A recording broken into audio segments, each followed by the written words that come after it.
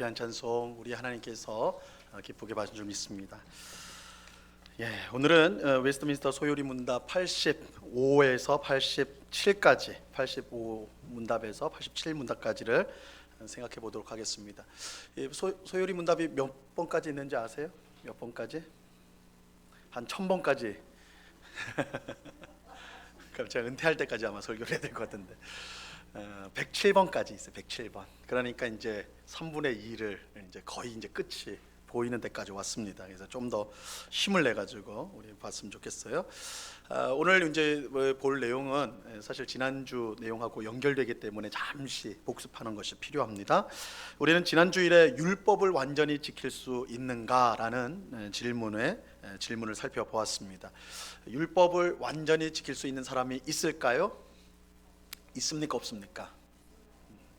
혹 있다고 생각할 수 있지 않을까요? 없어요, 그죠? 없습니다. 만약 있다면, 만약 율법을 완전히 지킬 수 있는 사람이 있다면 율법은 구원의 수단이 될 것입니다. 율법을 지켜서 구원받을 수 있다면 율법은 한번 다 도전 한번 해봐야 되는 거 아니겠습니까? 그죠? 하지만 첫사람 아담 이후에 모든 사람이 죄에 빠졌고 그 결과 이 세상에 의인은 하나도 없습니다. 지난주에 로마서 3장에서 우리가 확인했잖아요. 의인은 없나니 하나도 없다. 이것이 인간의 비참한 현실이에요. 의인은 없어요. 정확히 말해 의인이 없는 것은 물론이고 모든 사람은 점점 더 깊은 죄의 수렁으로 빠지게 되었습니다. 자, 그러면 여기에서 이제 질문이 나오죠. 하나님은 우리가 율법을 지키지 못한다는 걸 알면서도 왜 율법을 주셨냐라는 거예요. 율법은 타락하기 전에 주어진 게 아니라 타락한 후에 주어졌으니까, 그죠? 이 질문이 나올 수밖에 없어요. 하나님은 다 아시는데 우리가 지키지 못한다는 걸, 이 세상에 어느 누구도 율법을 지키지 못한다는 걸 아는데도 율법을 주셨단 말이에요. 지키지도 못할 율법을 왜 주셨는가? 당연히 이렇게 이제 질문을 할 수밖에 없겠죠. 자, 여기에는 이 율법의 세 가지 용도가 있습니다. 세 가지 용도를 위해서 하나님이 주셨습니다. 첫 번째는 율법은 우리의 죄를 깨닫게 하기 위해서 주신 거예요. 율법은 우리의 죄를 깨닫게 해줘요. 그래서 율법은 무엇이 죄인지를 알게 해줍니다. 우리는 율법을 통해 죄를 지었다라는 것을 알게 돼요. 그래서 율법은 우리가 죄인이다, 우리가 죄를 지었다라는 것을 알려주는 역할을 합니다. 자, 두 번째로 율법은 하나님의 선한 뜻을 알게 해줘요. 우린 율법을 통해 하나님의 뜻을 알게 됩니다. 율법은 하나님이 주신 것이고 하나님의 선한 뜻을 나타내요. 그러므로 율법을 통해 우리는 하나님의 선한 뜻이 무엇인지를 알게 되고 그가 원하시는 삶이 구체적으로 어떤 삶인지를 알게 되는 것입니다. 이런 점에서 어떤 사람들은 우리가 예수를 믿어 구원받는 거지 율법을 지켜 구원받는 거 아닌데 그럼 율법 필요 없는 거 아니냐, 더 이상 우리는 율법이 필요 없다. 이것을 좀 어려운 말로 율법 폐기론자라고 그래요. 율법 폐기론. 율법은 필요 없다. 우리 신약 백성, 예수 믿는 우리에게는 율법은 필요 없다. 이렇게 주장을 해요. 그래서 오히려 교회 안에서 율법을 말하면, 십계명 말하고 구약에 있는 율법 가르치면 그 복음에 반하는 것이다. 이렇게까지 주장하는 분이 있어요. 근데 그 사람들은 하나는 알고 둘은 모르는 거예요. 물론 구원으로 율법으로 구원받는 건 아니에요. 율법을 지킬 수가 없으니까. 하지만 이 율법은 하나님의 선한 뜻이 무엇인지 우리에게 가르쳐줘요. 하나님이 원하시는 삶이 어떤 것인지를 알려주는 역할을 해요. 그래서 구원받은 성도도 율법이 필요해요. 구원받은 성도도. 그래서 구원받은 성도도 이 율법을 배움을 통해 가지고 하나님의 선한 뜻이 무엇이고 하나님을 기쁘시게 하는 삶이 무엇인지를 율법을 통해 배우게 되는 것입니다. 그래서 율법은 없어지지 않아요. 율법은 없어지지 않는다고 예수님이 말씀하셨어요. 그렇죠? 그래서 난 예수님 믿으니까 율법 필요 없다. 그건 예수님 말씀을 어기는 거예요. 율법은 꼭 필요한 거예요. 자, 세 번째로, 이게 제일 중요한 건데, 율법은 우리를 그리스도께로 인도해 줘요. 이 율법의 가장 중요한 용도예요. 예수님에게 인도해요. 율법은 우리가 죄인이라는 것과 구원을 얻기 위해서 할 수 있는 것이 아무것도 없다라는 것을 깨닫게 해줍니다. 그래서 우리에게 구원자가 필요하다는 것을 알게 해주어서 예수님께로 우리를 이끌어갑니다. 율법으로 인해 우리가 얼마나 큰 죄인이고 구원을 얻기에 무능한지를 깨닫지 못하면 우리는 절대 예수님께 나가지 않습니다. 그래서 여러분, 예수님께 누가 나갑니까? 자신이 죄인이란 걸 아는 사람이 나가는 거예요. 내가 번듯하고 내가 괜찮다라고 생각하는 사람들이 예수님 앞에 나가지 않습니다. 그런 사람들은 내가 괜찮은데. 근데 어떤 사람이 나가냐? 율법을 통해 내가 죄인이라는 정죄를 받고 내가 구원을 위해서 아무것도 할 수 없는 자라는 것을 깨닫게 된 사람이 예수님을 찾게 되는 거예요. 율법이 그렇게 우리를 이끌어가는 겁니다. 이런 점에서 율법은 우리에게 구원을 주지는 못하지만 구원을 얻는 데는 반드시 필요한 거예요. 율법의 정죄가 필요한 것이죠. 자, 한편 율법을 어기면 죄를 짓는 것이고, 왜냐하면 율법은 하나님의 뜻이니까, 이 죄는 우리가 죄를 짓게 되면 하나님의 진노와 저주가 임하게 됩니다. 그래서 율법을 어겨 죄를 지은 사람은 하나님의 진노와 저주를 이 땅에서 받을 뿐만 아니라 심판은 우리가 다 이 땅의 삶이 끝나야지만 받는 게 아니에요. 이 땅에서부터 받아요. 이 땅에서도 받고, 그리고 이 땅의 삶이 다 끝난 이후에 오는 세상에서도 그 진노와 저주를 받게 되는 것입니다. 이것이 이 땅에 사는 모든 사람의 비참한, 영적인 비참한 현실이에요. 그러니까 모두가 사실 멀쩡하게 잘 살아가는 것 같아요. 여러분 이제 예배 마치고 밖에 나가가지고 길거리 대로변에 서서 사람들 보시다가 얼마나 행복하고 즐겁고 나름대로 잘 사는 것 같아요. 그죠? 겉으로 볼 때는 다 멀쩡하게 사는 것 같아요. 그러나 영적으로 보면 모두가 죄 아래에서 하나님의 진노와 저주 아래, 하나님의 진노와 저주 아래 비참한 삶을 살고 있는 거. 이것이 영적인 현실이란 말이에요. 영적인 현실이에요. 자, 오늘 우리가 살펴볼 소요리 문답은 하나님의 진노와 저주 가운데 갇혀 있는 이런 상태를 어떻게 그러면 피할 수 있느냐, 이 구원의 문제죠. 어떻게 피할 수 있는지 그것을 가르쳐 주고 있습니다. 자, 오늘 85문답을 보도록 하겠습니다. 제가 질문을 하면 답을 해주시는데 조금 길어요. 그러니까 너무 빨리 하려고 하지 마시고 숨 막히니까 천천히 옆 사람 들어가면서 한번 해보세요. 자, 문제 제가 읽겠습니다. 답을 해주세요. 우리의 죄로 말미암아 마땅히 받아야 될 하나님의 진노와 저주를 피하게 하시려고 하나님께서 우리에게 요구하시는 것은 무엇입니까? 하세요.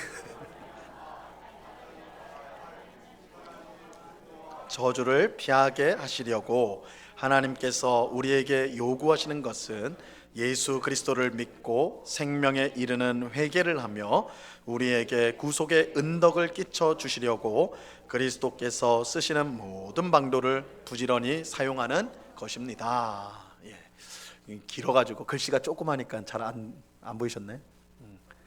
이게 좀 늦게 떴구나, 그죠? 제가 요즘에 눈이 좀 안 좋아져가지고 그래서 잘 안 보이셨나 그랬습니다. 자, 우리는 죄로 인해 마땅히 받아야 될 하나님의 진노와 저주를 어떻게 피할 수가 있는가? 어떻게 피할 수 있는가? 먼저 우리가 기억해야 될 건 우리의 능력이나 지혜로는 피할 수 없다라는 거예요. 우리의 능력과 지혜로는 피할 수 없다. 우리가 아무리 선하게 살려고 노력해도 안 됩니다. 온갖 철학과 지식을 다 동원해도 하나님의 진노와 저주를 피할 방법을 알 수가 없습니다. 이 하나님의 진노와 저주에서 벗어나는 구원은요, 사람 안에 없습니다. 아까 오전에 설교에서도 그 말씀을 드린 것 같아요. 우리 안에서 하나님이 나를 선택하고 사랑하는 구원한 이유를 찾으려 한다면 실패할 수밖에 없다고 그랬어요. 우리 안에 없어요. 사람 안에 없습니다. 구원은요, 오직 사람 바깥에서 오게 됩니다. 구원은 사람 바깥에서 오게 되어 있어요. 우리 안에서 안 나옵니다. 우리가 만들어낼 수 없습니다. 구원은 주어지는 거예요. 그래서 구원은 오직 사람 밖에 있는 하나님으로부터 주어지게 됩니다. 이게 성경이 가르치는 구원의 가장 기본적인 도리예요. 사람 안에서 구원이 없고 사람 밖에서 구원이 옵니다. 하나님으로부터 구원이 옵니다. 자, 이걸 알지 못하면 절대 구원을 받을 수가 없습니다. 이런 점에서 구원은요, 오직 하나님의 은혜라고 말합니다. 하나님의 은혜예요. 이 은혜란 말을 우리가 교회에서 정말 자주 사용하는데, 그죠? 은혜란 말을 우리가 많이 쓰잖아요. 은혜로 합시다. 은혜가 되네요. 뭐 일단 은혜란 말을 많이 사용하는데, 이 은혜라고 말할 때 이 핵심적인 의미가 뭐냐면 우리가 할 수 없는 일을 하나님이 해주신다는 거예요. 여러분, 은혜는 우리가 할 수 없는 것을 하나님이 해주신 것이 은혜예요. 은혜. 우리가 못하는데 하나님 하시는 거. 그러므로 자기의 공로나 의를 조금이라도 자랑하거나 의지하는 사람은 은혜를 받을 수가 없어요. 그렇잖아요. 은혜는 나를 조금 돕는 게 아니에요. 내가 구원을 얻기 위해서 한 70, 30%든 50%든 내가 할 수 있는데 그 부족한 것을 하나님이 채워주신다. 보통 구원을 그렇게 이해하는 분들도 꽤 있어요. 내가 할 만큼 노력했는데 부족하니까 하나님이 채워줘서 내가 구원을 얻는 것이다. 이렇게 생각하는데 그건 전혀 착각이에요. 그건 은혜가 아니에요. 은혜는 내가 할 수 있는 거에 좀 더 덧붙여 주는 게 은혜가 아닙니다. 우리가 못하는 거, 우리가 전혀 무기력한 거, 그것을 하나님이 이루어 주시는 것이 은혜예요. 구원은 은혜예요. 여러분, 우리는 어떤 노력을 해도 구원을 얻을 수 없습니다. 아무리 애써도 되지 않아요. 하나님이 해주셔야 돼요. 하나님이 해주셔야 돼요. 그래서 내가 아무것도 할 수 없고 하나님이 해주셔야만 나에게 소망이 있다라고 아는 사람만이 하나님의 은혜를 알고 그 은혜를 받을 수가 있는 것입니다. 자, 이런 점에서 하나님의 진노와 저주를 피할 수 있는 유일한 길은 하나님의 은혜예요. 하나님께서 은혜를 베풀어 주셔야만 가능한 거예요. 하나님의 은혜가 아니면 우리는 절대 구원받지 못합니다. 그렇게 성경에서 말하는 모든 구원의 근본은 하나님의 은혜예요. 하나님의 은혜. 그래서 성경 어디에도 너가 많이 노력하면 도와줄게, 그래서 구원 받을 거야, 이런 구절 없어요. 구원은 은혜다. 하나님이 이루신다. 하나님이 주신다. 이게 성경의 구원인 것입니다. 구원이 오직 하나님의 은혜로 주어진다는 사실을 분명히 알 때에 우리는 오늘 소요리 문답의 이 가르침을 제대로 이해할 수가 있어요. 바르게 이해할 수가 있어요. 자, 방금 읽은 85문답에 보면 하나님께서 진노와 저주를 피하게 하시려고 하나님이 우리에게 요구하시는 것은 무엇입니까? 그것을 묻고 있어요. 우리에게 요구하시는 건 무엇입니까? 이 질문은 오해를 할 수가 있어요. 오해하면 안 되는데 뭘 어떻게 오해하냐면, 하나님이 우리에게 요구하시는 것을 이루기만 하면 은혜 없이도 구원을 받을 수 있다, 그렇게 생각할 수가 있단 말이에요. 우리가 구원을 얻기 위해서, 하나님의 진노와 저주를 피하기 위해서 하나님이 우리에게 요구하시는 게 뭐냐? 그러니까 우리가 그 요구를 채워드리면 그럼 진노와 저주를 받지 않느냐? 구원을 받느냐? 이렇게 생각하기 쉽다는 거예요. 아니에요. 그렇게 의도를 생각하면 안 돼요. 구원은 전제적으로, 성경에서 말하는 구원은 다 하나님의 은혜로 주어지는 거예요. 그러니까 그 부분을 생각해야 돼요. 그래서 하나님의 은혜로 주어지는데, 그 은혜로 말미암아 우리가 그 은혜가 우리로 하여금 하도록 하는 일이 뭐냐? 그 은혜의 역사로 우리가 해야 되는 일이 뭐냐, 이것을 묻고 있는 것입니다. 자, 이 질문에 세 가지로 답을 합니다. 첫째는 예수 그리스도를 믿는 것입니다. 둘째는 생명에 이르는 회개를 하는 것입니다. 그 셋째는 구원의 은혜를 누리기 위해 예수님께서 쓰시는 방법을 사용하는 것입니다. 이 세 가지인데, 자, 오늘은 이 세 가지 중에 처음 두 가지만을 살펴보도록 하겠습니다. 우리가 구원을 받도록 하나님의 은혜가 우리 안에서 하시는 일은 첫 번째로는 예수 그리스도를 믿는 것이고, 둘째는 생명에 이르는 회개를 하도록 하십니다. 자, 먼저 예수 그리스도를 믿는 것을 살펴보도록 하겠습니다. 소요리 문답 86문답입니다. 제가 문제를 드리면 답을 해주세요. 86문, 예수 그리스도를 믿는 믿음이 무엇입니까?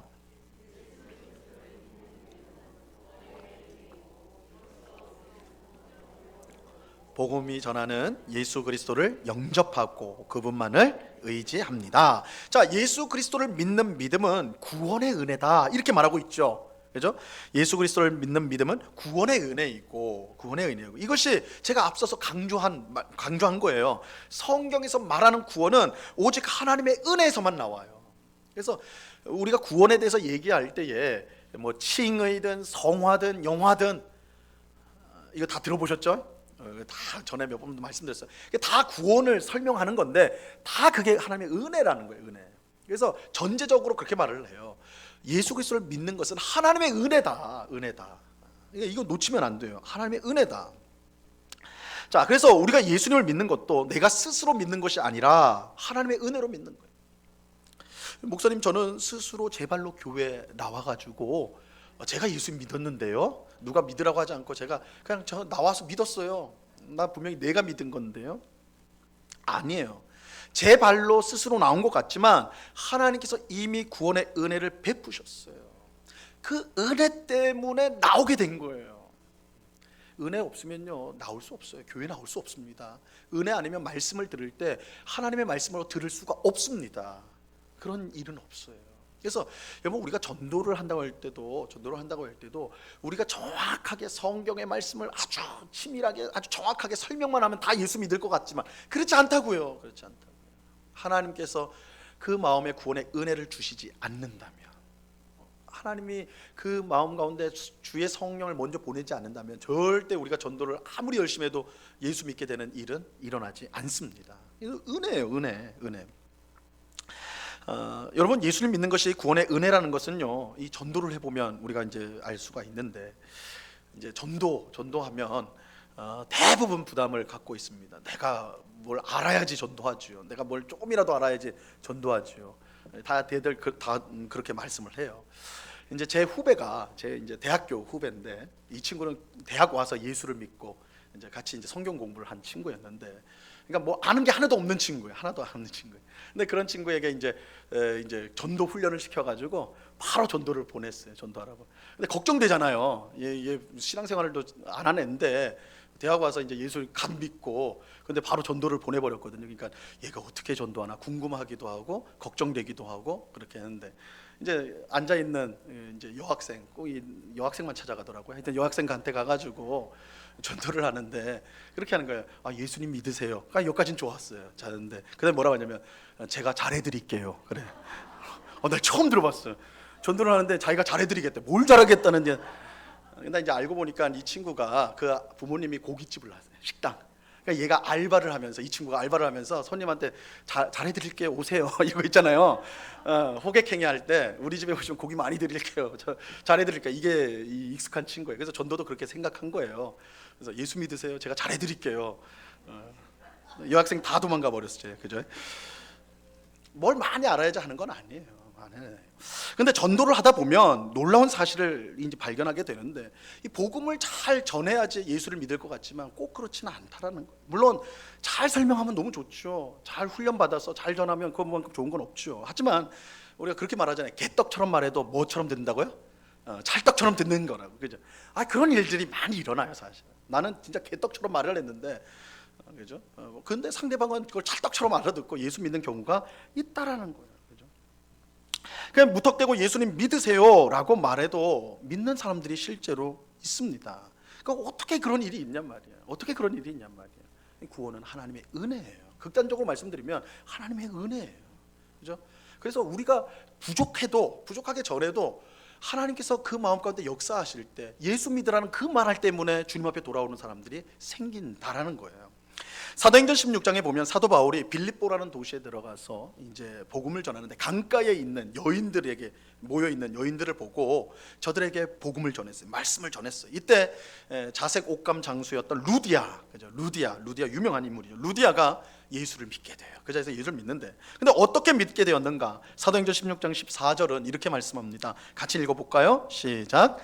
두아디라시에 있는 자색 옷감 장사로서 하나님을 섬기는 루디아라 하는 한 여자가 말을 듣고 있을 때 주께서 그 마음을 열어 바울의 말을 따르게 하신지라. 자, 보세요. 루디아가 바울의 말을 듣고 있을 때 어떤 일이 일어났다고 말씀하고 있습니까? 주께서 그 마음을 열었다 그러잖아요. 바울의 말이 그 사람의 마음을 연 게 아니에요. 바울의 지식이, 바울의 지혜가 그 사람의 마음을 연 게 아니에요. 주께서 그 마음을 열었어요. 주께서 역사해 주셨어요. 은혜를 베풀어 주셨어요. 그죠? 하나님께서 루디아에게 은혜를 베풀어 주셨어요. 루디아는 은혜로 마음이 열리자 예수님을 믿게 된 것입니다. 하나님의 은혜가 우리 안에 역사할 때 우리가 복음을 믿게 되고, 듣게 되고, 예수 그리스도를 믿고 영접하게 되는 것입니다. 그런데 하나님의 은혜가 만들어낸 이 믿음은요, 단순히 예수님을 믿는다라고 입으로 고백하는 것에 그치지 않습니다. 이 참된 믿음은 예수님이 하나님의 아들이며 나를 위해 죽고 부활하신 구원자인 것을 고백하는 것에 그치지 않고, 한 걸음 더 나가서 예수님을 주님으로 모시고 그분만을 평생 의지하며 사는 것입니다. 그래서 이 믿음이라는 것을 지적으로만 생각하시면 안 돼요. 머리로만.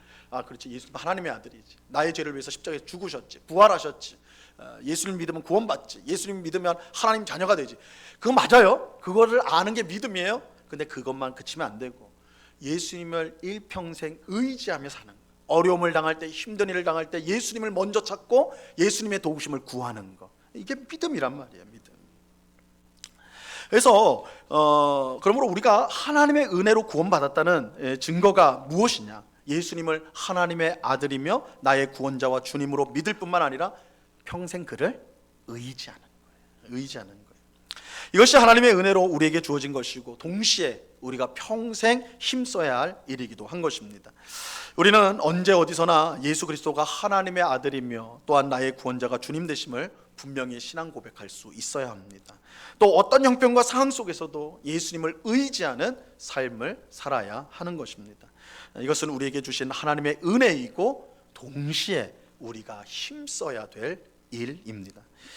자, 이제는 우리가 이제 하나님의 은혜가 우리가 구원받도록 우리에게 이루신 두 번째 일을 살펴보겠습니다. 그것은 생명에 이르는 회개입니다. 생명에 이르는 회개. 자, 소요리 문답 87문답을 보시기 바랍니다. 제가 문제를 드리면 답을 해주세요. 87문 생명에 이르는 회개가 무엇입니까?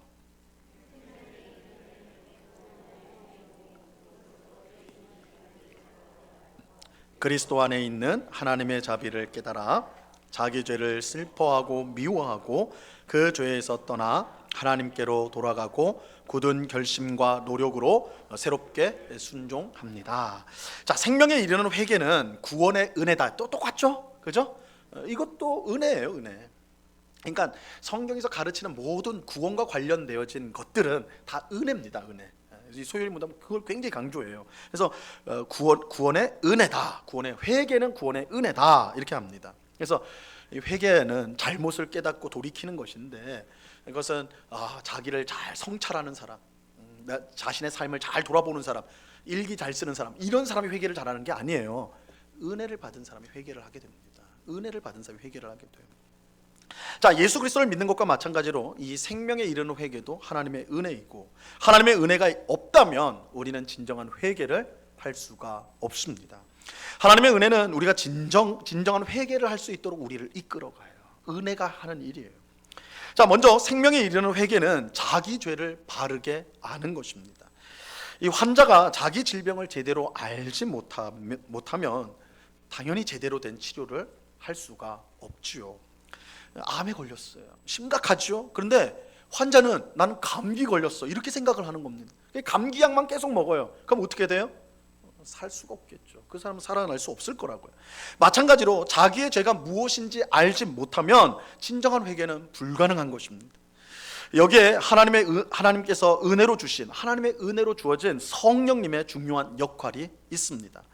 앞서 말씀드린 대로 우리가 죄를 깨닫는 것은요, 율법을 통해서, 율법이 우리 죄를 깨닫게 해줍니다. 하지만 율법을 아는 그 자체로 죄를 자동적으로 깨닫는 것은 아닙니다. 여러분, 교도소에 있는 죄수 중에 법을 몰라가지고 거기 들어간 사람이 얼마나 있을까요? 다 안다고요.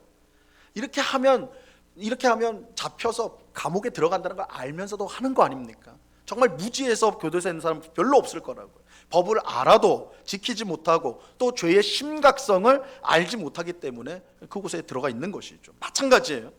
율법이 있다고 해서 우리가 자동으로 죄를 깨닫는 것은 아닙니다. 우리가 죄를 깨닫기 위해서 반드시 성령의 역사가 필요합니다. 성령님의 역사가 필요해요.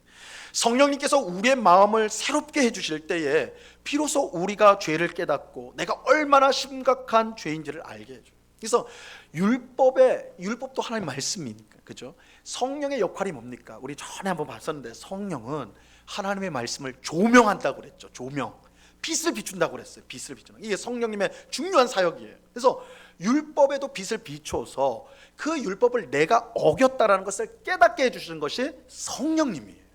그러니까 내가 율법을 통해 죄를 깨닫고 내가 하나님 앞에 죄인인 것을 아는 그 과정에 성령님의 역사가 있어야 돼요. 성령의 역사로 그 일들이 일어나게 되는 것입니다. 자, 그뿐만 아니라 성령께서는요, 우리 마음을 밝혀주셔서 예수님 안에 있는 하나님의 자비를 깨닫도록 해주세요. 우리가 예수님의 십자가 죽음과 부활을 우리의 구원 사건으로 믿기 위해서는 성령님의 역사가 반드시 필요합니다. 그러니까 죄를 깨닫는 것도 성령의 역사가 있어야 되지만 하나님의 용서와 자비를 얻는 것에도 성령님의 역사가 반드시 필요하다는 거예요. 또 우리는 성령님의 역사로 죄를 슬퍼하고 미워하는 마음을 가지게 됩니다. 우리의 죄가 하나님을 얼마나 슬프게 하고 또 죄의 결과가 얼마나 비참한지를 깨달아 그것을 미워하게 되는데 그 과정을 성령께서 역사해 주셔야 된다는 거예요. 회개는 단순히 죄를 지었고 잘못했다는 것을 아는 것이 아닙니다. 회개는 반드시 하나님께로 돌아가야 하는 것입니다. 이 죄 짓는 것을 멈추는 정도가 아니라 하나님의 영광을 위해 사는 방향으로 나아가는 거예요. 이것이 진정한 회개입니다. 그런데 이런 회개는요, 진정한 회개는 한 번으로 끝나지 않습니다. 한 번으로 끝나지 않아요. 이게 이제 구원파, 소위 이제 구원파라고 하는 사람들이 잘못 가르치는 거예요. 구원파는 회개는 한 번 하면 끝이 난다고 그래요. 예수 그리스도께서 우리를 위해 한 번 죽어주셨기 때문에 한 번 회개하면 과거와 현재와 미래의 죄가 다 사라지니까 회개할 필요 없다라고. 회개하는 것은 중생하지 않은 그리스도인이 회개하는 것이다. 그러니까 당신이 회개를 계속한다면 그거 당신 구원받지 않은 증거다. 우리 교회에 오면 더 이상 회개하지 않아도 된다. 이렇게 하는 거예요. 이게 잘못된 거예요.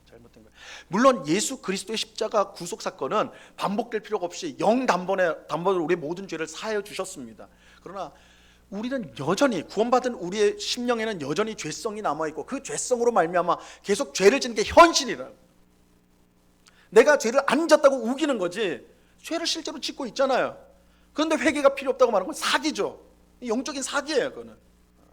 그래서 우리 회개는 단회적인 회개도 분명히 있죠. 예수 그리스도의 십자가 죽음으로 생각한다면. 그러나 우리가 주님의 나라 갈 때까지 계속해서 회개하는 삶을 살아야 돼요. 계속해서 죄를 지으니까 계속해서 회개를 해야 됩니다. 이제 방금 읽은 소요리 87문 7번의 마지막 문장에 뭐라고 되어 있냐면 굳은 결심과 노력으로 새롭게 순종하도록 힘써야 된다, 이렇게 돼요. 그죠? 굳은 결심과 노력. 계속해서 우리가 죄를 멀리하려고 힘써야 되고 또한 지은 죄를 다시 안 지으려고 최선을 다해야 되는 이런 노력들이 분명히 필요하다. 진정한 회개는 이렇게 반복되어지는, 우리의 삶 속에 반복되어진다, 이것을 말하고 있는 것입니다. 자, 이것이 하나님의 은혜가 우리의 구원을 이루기 위해서 하시는 일이고 우리에게 요구하시는 일입니다. 우리는 하나님의 은혜가 이끄는 대로 죄를 멀리하고 미워하도록 굳게 결심을 해야 하고 하나님의 영광을 위해 살도록 최선을 다해 노력을 다해야 합니다. 일은 결코 쉬운 건 아니에요. 그냥 저절로 되는 일은 아니에요. 하지만 구원받은 우리에게 은혜로 주신 성령님께서 그 일을 이룰 수 있도록 항상 우리를 도와주십니다. 우리가 성령을 따라 행할 때에 육체의 정욕을 이루지 않고 하나님을 기쁘시게 하는 성령의 열매를 맺을 수가 있게 되는 것입니다. 오늘 예배하는 우리 모두에게 이 은혜가 충만하기를 간절히 바랍니다. 그래서 하나님의 구원의 은혜가 우리 안에 충만하여서요, 예수 그리스도를 믿는 믿음과 생명에 이르는 회개를 통해 하나님의 진노와 저주가 우리에게서 떠났음을 확신하면서 베푸신 놀라운 은혜와 사랑을 찬송하며 살아가는 우리 모두가 될 수 있기를 바랍니다. 하나님의 은혜 가운데 우리의 믿음이 더욱 견고해져 가지고 생명에 이르는 회개를 통해 죄를 멀리하고 하나님의 영광을 위해 살아가는 우리 모두가 될 수 있기를 바랍니다. 이 은혜가 우리 모두에게 충만히 임하기를 우리 주님의 이름으로 간절히 축원합니다. 기도하겠습니다. 하나님 아버지, 감사합니다. 오늘 소요리 문답을 통하여서 하나님의 진노와 저주에서 우리가 피하기 위해서, 구원받기 위해서 하나님의 은혜가 우리에게 요구하는 것이 무엇인가, 이루시는 일이 무엇인가를 살펴보았습니다. 주님, 구원은 하나님의 은혜입니다. 은혜로 우리에게 주셨습니다. 그것을 늘 기억하고 감사하며 찬송하는 우리가 되게 하여 주시옵소서. 우리가 혹 죄에 넘어졌을 때에도 우리가 의지하고 붙들 것은 하나님의 은혜, 하나님의 역사라는 것을 알고 다시 하나님 앞에 엎드려 회개하는 주의 백성들 다 될 수 있도록 주님 도와 주시옵소서. 예수 그리스도를 온전히 믿는 저희들 되게 하여 주시옵소서. 생명에 이르는 회개를 통하여서 점점 죄에서 멀어지고 하나님의 영광에 가까워져는 저희의 삶이 될 수 있도록 우리를 이끌어 주시옵소서. 그렇게 귀한 구원의 역사를, 구원의 은혜를 이루실 주님께 감사와 찬송을 올려드리며 예수 그리스도 이름으로 기도드리옵나이다. 아멘.